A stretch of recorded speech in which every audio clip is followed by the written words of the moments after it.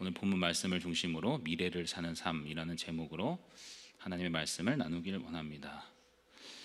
우리 중고등학교 시절에 역사라는 과목을 배웁니다.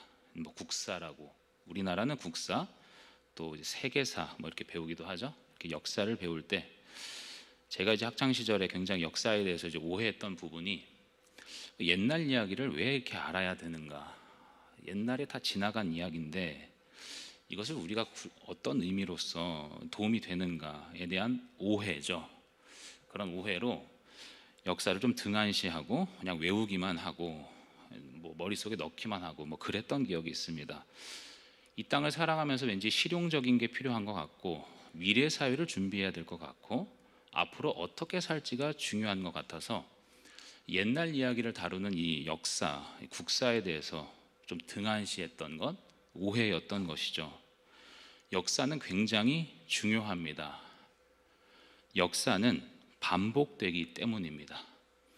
과거를 배우는 것이 아니라 역사를 배우는 것은 미래를 준비하는 일입니다. 그래서 과거의 단순한 정보를 얻기 위한 것도 아니고, 그냥 사건을 우리가 저장하는 것도 아니고, 그 과거의 역사를 통해서 미래에 어떻게 될지를 가늠하고 준비하는 것이죠. 예측할 수 있는 것입니다. 왜 그러냐면 역사의 주인이 하나님이시기 때문에 그렇습니다. 역사를 하나님이 운행하시기 때문입니다. 그러면 하나님은 운행하는 방식으로서 크게 두 가지를 사용하십니다. 공의와 사랑입니다. 죄는 심판하시고 사랑으로 품어주십니다. 이 두 가지 큰 틀 안에서 역사를 운행하시기 때문에 만물은 반복됩니다. 역사는 반복돼요, 확실히. 그래서 과거를 알면 미래를 예측할 수 있는 겁니다. 오늘 본문을 읽을 때에 이러한 시각이 우리에게 필요합니다. 다니엘이 기록했던 다니엘서는 바벨론 시대에 일어났던 일이죠. 과거 이스라엘 포로로 끌려가서 바벨론 시대에서 벌어졌던 일을 다니엘이 그때, 옛날이죠, 그때 기록한 성경입니다. 그런데 그 과거의 이야기가 오늘날에도 동일하게 적용된다는 사실입니다. 왜냐하면 역사의 주인이 하나님이시기 때문에요. 하나님은 변함이 없으시기 때문에, 하나님은 말씀하시는데 이 말씀도 불변하시고 진리이기 때문에 그렇습니다. 우리가 오늘 본문 11장 40절부터 45절 마지막 부분을 읽었는데, 사실 11장 초반부터 미래에 대한 예언을 하십니다. 유대 이스라엘 백성들의 마음으로 한번 돌아가 봅시다. 다니엘이 기록한 그때 당시 이스라엘 백성들은 이 글을 어떻게 읽었을까? 이 부분입니다. 그때 당시는 이미 바벨론 시대로서 포로 생활입니다. 그러면서 이미 다니엘이 예언을 했어요. 바벨론 시대가 끝나고 다음 나라 바사라는 나라가 정복할 것이고, 바사에 이어서 헬라, 로마로 이어지는 것을 환상을 통해 이미 앞부분에서 다뤘습니다. 그 비슷한 이야기를 좀 더 구체적으로 하는 것이 다니엘 11장에 등장합니다. 다니엘 11장 2절 보시면, 저희가 읽진 않았지만 11장 2절을 보시면 이렇게 기록되는데, 이제 내가 참된 것을 내게 보이리라. 보라, 바사에서 또 새 왕들이 일어날 것이요 하면서, 바사라는 나라가 이제 앞으로 진행될 것이고 정복할 것이고, 거기에서 새 왕이 일어난대요. 근데 3절을 보시면 이렇게 기록돼요. 장차 한 능력 있는 왕이 일어나서 큰 권세로 다스리며 자기 마음대로 행하리니. 큰 왕, 능력 있는 왕이 등장한다고 말씀을 합니다. 자, 지금 이스라엘 백성들이 읽는 겁니다. 과거에 바벨론 시대에 살고 있는데 앞으로 바사가 등극할 것이고, 그 바사라는 그 나라에서 그것을 정복하는 능력 있는 왕이 일어난다 하면서 11장에서 계속 어떤 이야기가 나오냐면, 남방의 왕이 어쩌고 저쩌고 북방의 왕이 어쩌고 저쩌고 이런 이야기가 막 나옵니다. 남방 왕과 북방 왕을 막 언급하면서 그 왕들이 친해졌다가 갈등을 했다가 싸웠다가 어쨌다가 막 이런 것들을 막 기록해요. 그냥 역사적인 객관적 사실을 막 나열합니다. 이스라엘 백성들이 이걸 읽는 것이죠. 바사라는 나라가 앞으로 올 것이고 새 왕이 등극하고 뭔가 강력한 왕이 일어나는데 갑자기 북방 왕과 남방 왕이 어쩌고 싸웠다가 친해졌다 이런데 그냥 객관적인 사실, 예언을 계속 듣습니다. 그러다가 갑자기 이스라엘 백성들에게 주목하게 만드는, 그들에게 직접적인 영향을 주는 말씀이 등장해요. 31절과 32절 말씀입니다. 다니엘 11장 31, 32절 같이 읽어봅시다. 시작. 군대는 그의 편에 서서 성소 곧 멸망하게 하는 가증한 것을 세울 것이며 그가 또 언약을 배반하고 악행하는 자를 속임수로 타락시킬 것이나 오직 자기의 하나님을 아는 백성은 강하여 용맹을 떨치리라. 아멘.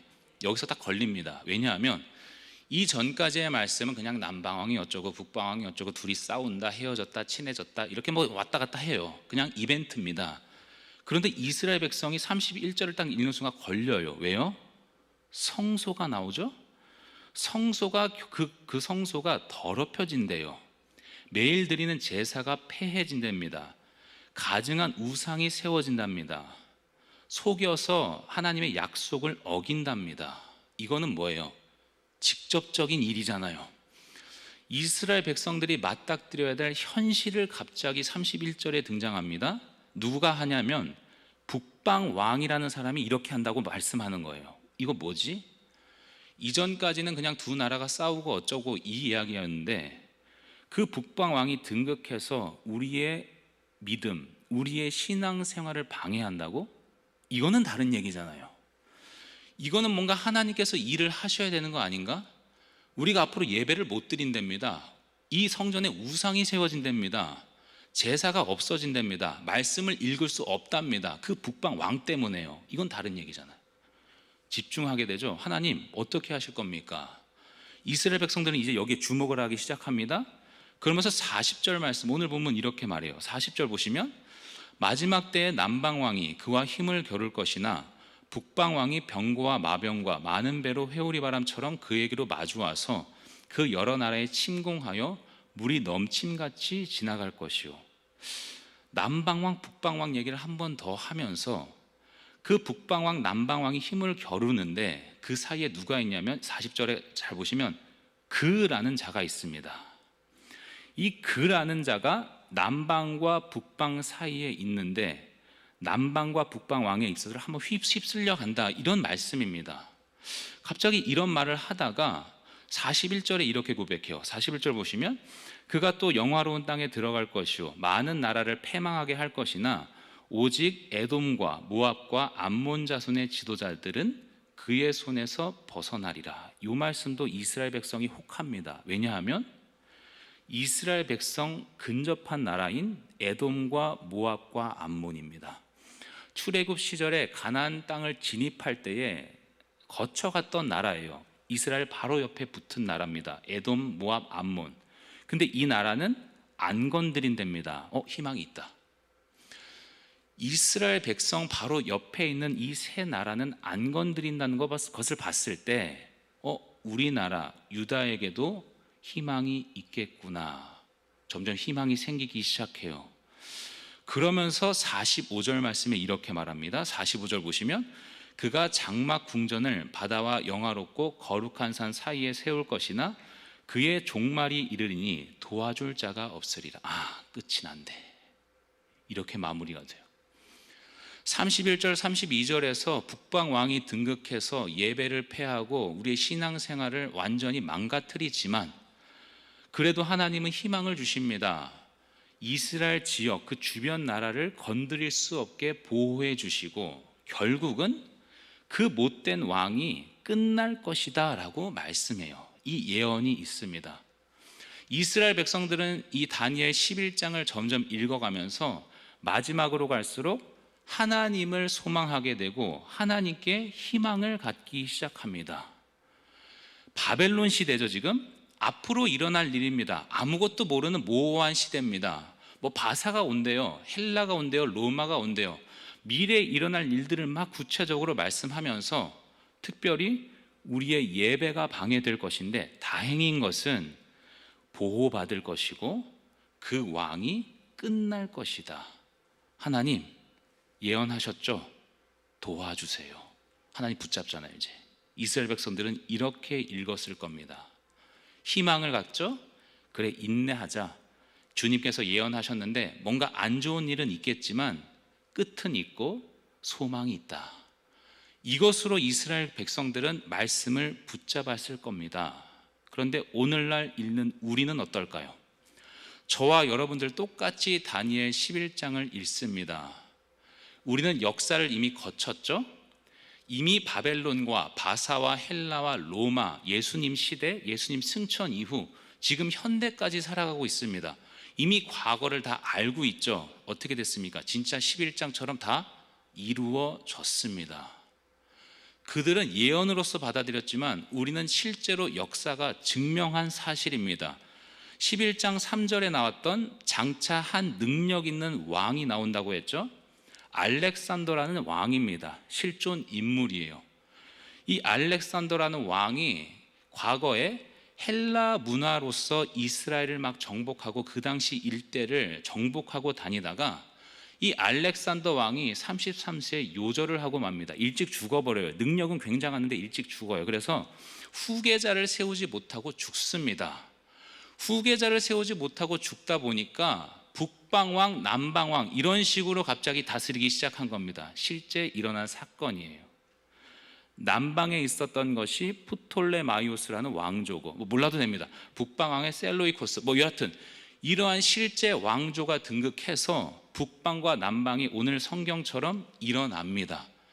서로 손잡았다가 전쟁했다가 어쩌고 저쩌고 합니다. 그리고 아까 이스라엘 백성들이 딱 걸렸던 31절 32절, 예배를 방해하고 제사를 무너뜨리고 하나님과의 멀어지게 만들었던 그 북방 왕 에피파네스라는 실제 왕이 있었습니다. 과거에 이 왕이 등극해서 유대인들을 탄압하고 박해했던 시절이 있습니다. 예배 못 드리게 했어요. 성전에 제우스 신상을 세워버립니다. 거기에 절하래요. 그리고 돼지고기를 통해서 제사를 드립니다. 유대인들이 부정하게 여기는 음식이잖아요. 완전히 장난치는 거죠. 종교를 가지고. 유대인들을 이렇게 탄압했던 실제 왕 에피파네스라는 북방 왕이 있었습니다. 우리는 성경을 읽으면서 와, 하나님께서 진짜 미래를 예언하셨네. 실제로 일어났네. 하나님은 역사의 주인이시구나. 또 이렇게 받아들이죠. 그렇게 31, 32절 쭉 읽다가 다시 한번 40절로 갑니다. 이제 오늘날에 보는 40절 말씀이에요. 한번 다시 읽어볼까요? 40절 말씀 한번 같이 읽어봅시다. 시작. 마지막 때에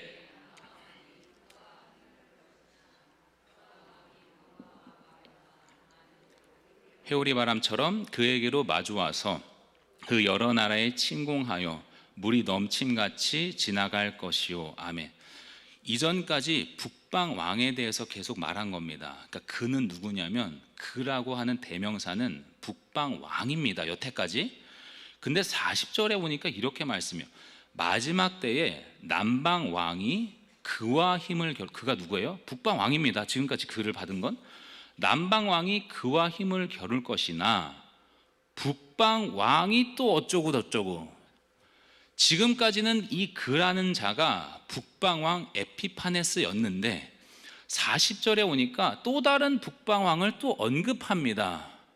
누굽니까? 이 그라는 자는 지금까지는 역사적 인물로서 에피파네스였는데, 실존 인물이었는데 40절을 읽으니까 뭔가 어그러지는 겁니다.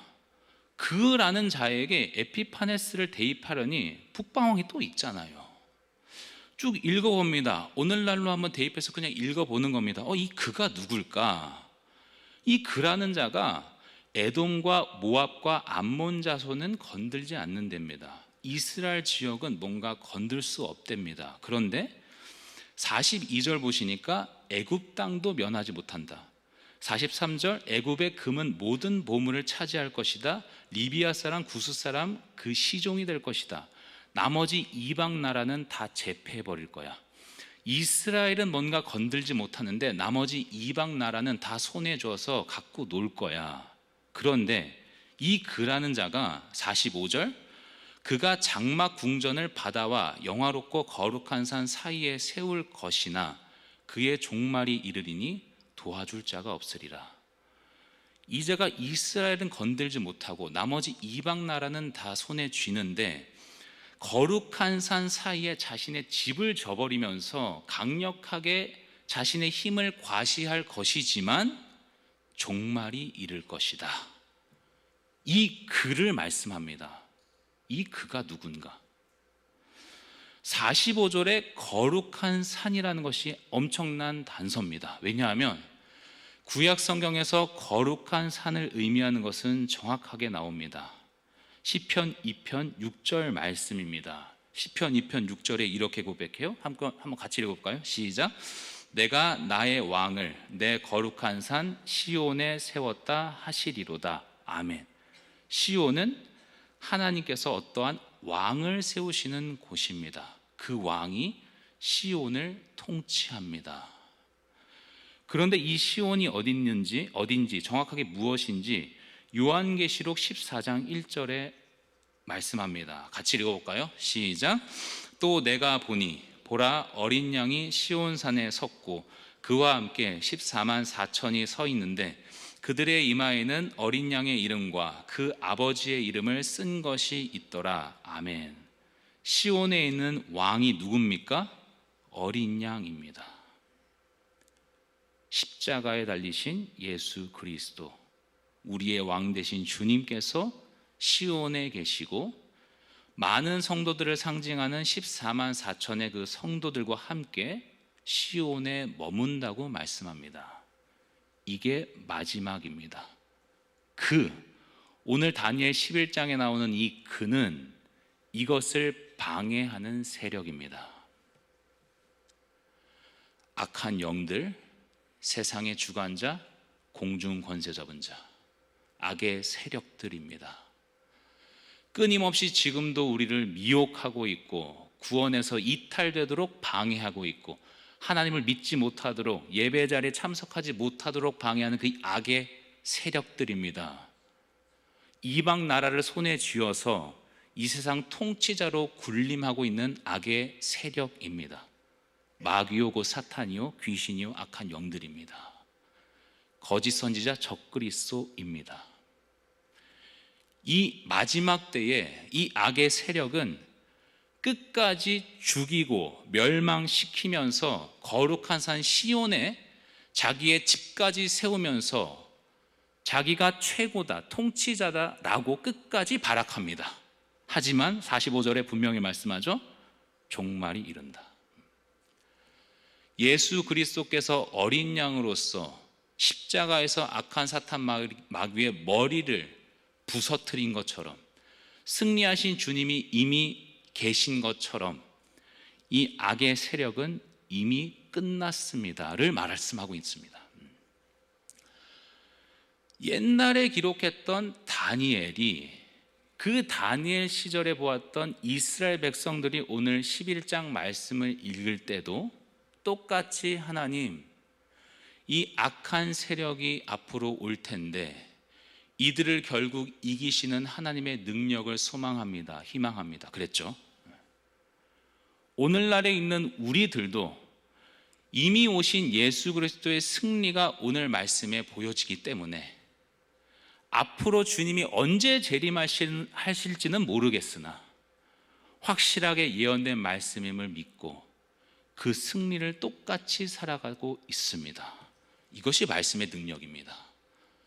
과거에나 현재에나 미래에나 변함이 없습니다. 그래서 진리입니다. 하나님은 아주 옛날 그 과거에 다니엘에게 성령으로 임재하셔서 똑같은 그 마음을 부어주셨습니다. 세상은 쉽지 않아. 악의 세력들이 강력해. 성도들을 미혹할 거야. 하지만 끝이 있어. 그들이 시온까지 휘두를 테지만 그 시온에는 굳건한 왕이 지킬 거야. 그 옛날 바벨론 시대의 다니엘에게도 성령 하나님은 말씀하셔서 기록했는데 지금 우리에게도 찾아오셔서 똑같이 말씀하고 계십니다. 그리스도께서 승리하셨어. 시온의 어린 양이 정복하셨어. 그 승리가 우리에게 있어. 세상은 쉽지 않아. 악의 세력들 강력해. 죄로 끊임없이 우리를 유혹해. 하지만 주님의 승리를 붙잡고 다시 일어나. 똑같잖아요. 하나님의 말씀은 변함이 없습니다. 하나님은 어제나 오늘이나 영원토록 동일한 분이시기 때문입니다. 이 세상을 살면서 이 땅에 많은 어려움이 있고 악한 사탄 마귀가 아직도 공중 권세 잡은 자로서, 세상 통치자로서 무엇이 진리인지 거짓인지를 유혹하고 우리의 마음을 휘감습니다. 그때마다 그리스도께서는 또 한 번 우리에게 오셔서 승리를 우리에게 넣어주시며 미래를 현재로 만들어 주십니다. 하나님은 끝까지 우리와 함께 하시고 그 하나님은 과거나 현재나 미래나 동일한 하나님으로 우리에게 역사하고 계십니다. 무슨 말입니까? 바벨론 시대에도 하나님은 바벨론에게 천국이 임한 것, 재림 때에 예수님께서 모든 것을 완성하실 그 마음을 부어주셨습니다. 그러니까 이 고백이 나오죠. 현재를 살아가는 우리에게도 이미 완성되실 하나님의 나라, 예수 그리스도께서 승리하셔서 언제가 될지 모르겠지만 재림하셔서 완성하실 그 하나님의 나라를 하나님께서는 오늘도 우리의 마음속에 보여주시는 겁니다. 똑같이 일어나고 있는 거예요. 우리는 현재를 살아가지만 미래를 땡겨서 사는 겁니다. 이미 이루어졌기 때문입니다. 하나님의 시각으로요. 하나님은 지금 이미 우리가 천국에 있는 것을 보고 계십니다. 이게 하나님이시잖아요. 하나님은 시간을 창조하셨고 우주를 창조하셨고 하나님은 지금 시간을 창조하고 계십니다. 이것도 맞잖아요. 하나님은 지금 태초에 계십니다. 이것도 맞잖아요. 하나님은 영원하시니까요. 이게 하나님이십니다. 하나님은 지금 다니엘서를 기록하신다. 이것도 맞죠. 하나님 지금 우리와 함께 하신다. 이것도 맞죠. 하나님은 지금 예수님을 보내주신다. 이것도 맞죠. 하나님은 지금 하나님 나라를 완성하셨습니다. 하나님은 지금 우리와 함께 영원히 거하십니다. 하나님은 지금 우리와 천국에서 영원히 함께 계십니다. 이것도 맞잖아요. 하나님의 불변하심, 하나님의 영원하심, 말씀을 통해 우리에게 오고 있습니다. 말씀으로 다가갈 때에 하나님의 그 완성이 우리에게 펼쳐집니다. 이 믿음이 우리에게 회복되었으면 좋겠습니다. 이 하나님을 만날 때 이 세상의 문제, 고난, 어려움 있습니다. 하지만 달리 보입니다.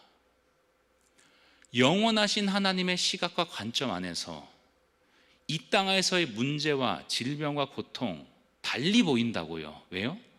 영원을 살고 있으니까요.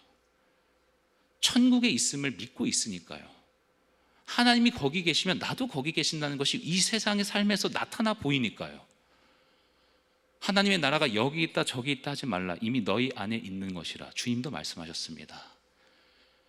이 완성하신 하나님의 나라, 그 영생을 붙잡고 오늘도 승리하시고 주님과 함께 동행하시는 귀한 성도님 되시기를 소망합니다.